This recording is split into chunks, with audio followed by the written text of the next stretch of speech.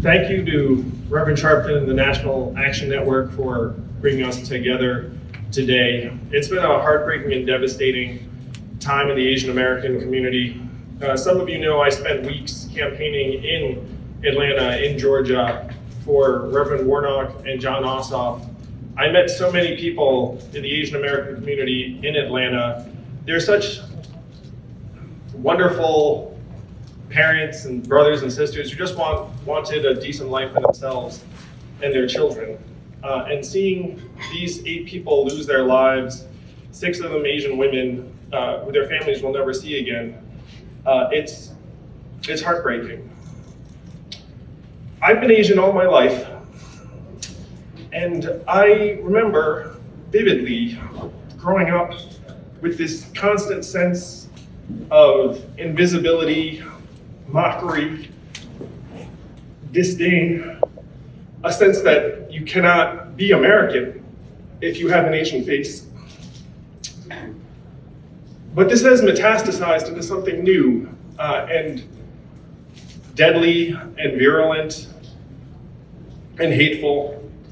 It's infuriating when the authorities question a 21-year-old madman as to his motivations when we can see clear as day that if you go into an Asian business in an Asian community, you know exactly who you will find behind those doors.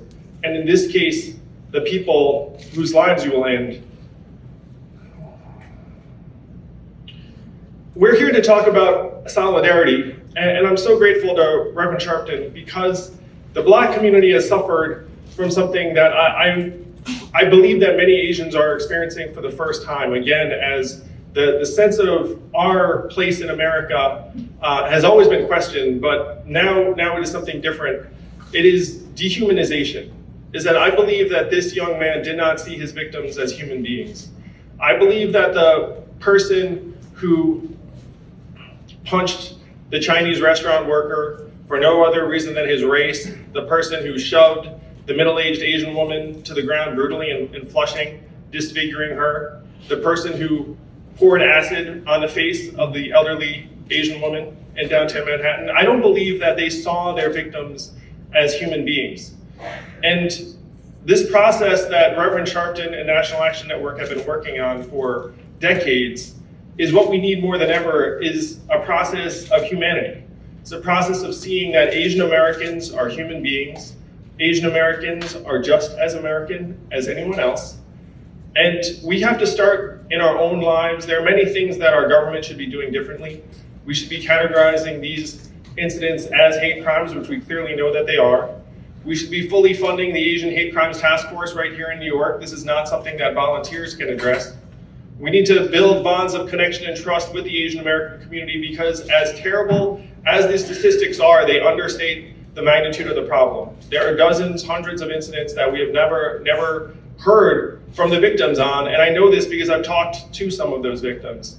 But the biggest thing we can do is really in our own lives to humanize each other, and Jumaane Williams is here today. I'm going to take a page from his book, which is just to try and greet someone in your own life that you would not greet otherwise.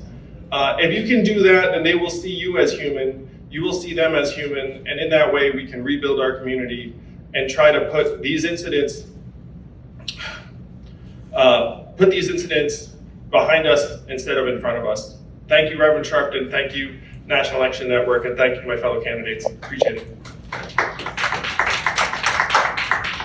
Thank you, Mr. Yang.